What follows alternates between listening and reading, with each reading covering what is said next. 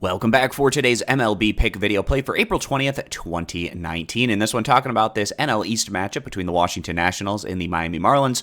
And we're going to give our lean on where we see the better value on the over-under. A pretty low total here today for this matchup at just 7 runs. And you'd expect a lower total given the fact that the Nationals are sending out Max Scherzer. So these two teams on the year right now, we have the Washington Nationals, who are now at 9-9 overall, which puts them in a tie for third place along with the Atlanta Braves in the NL East. The only team that really feels like they don't have a chance to seriously compete in the NL East this year is the Miami Marlins, who are at just 5-15. So in game one, the Washington Nationals actually coming up short at Marlins Park, losing it by a final of 2-3. So we feel like the Nationals coming into game two should be a bit more motivated to go out there and grab a victory. All the teams within the NL East know it's going to be very tough to go on and win this division.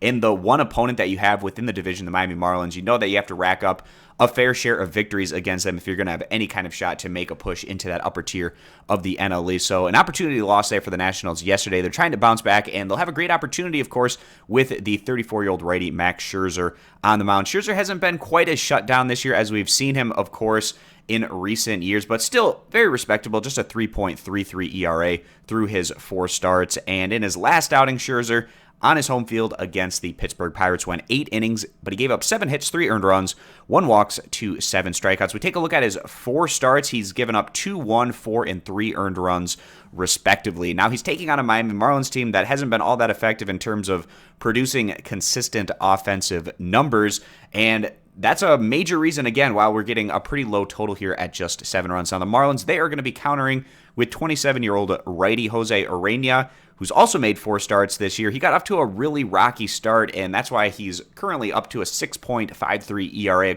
through those first 3 starts, barely getting to around 4 or 5 innings of work, giving up 5 earned runs twice, as well as 4 earned runs in one of those outings. But in his last start, Urena was much more effective. It was on his home field against the Philadelphia Phillies, going 7 innings, giving up 7 hits, but just 1 earned run, 0 walks to 7 strikeouts. So we'll see if this is just a blip for Urena or a continuing trend for him after he got off to a pretty tough start through his first 3 outings of the season. So in this one, we feel like if Miami can just produce a couple of runs, that would be really helpful in potentially hitting the over, because the Nationals, they have the offensive firepower to get to Urena, at least for what we've seen from Urena so far this year, where he hasn't been all that consistently productive. And the Nationals, they should be very hungry to bounce back here coming off a loss in game one. We feel like this Washington Nationals offense can produce enough to really threaten to push that total to the over side. So that's what we're siding here, guys, going with the over 7 runs as the better value bet. If you agree, give the video a thumbs up. Disagree, give it a thumbs down.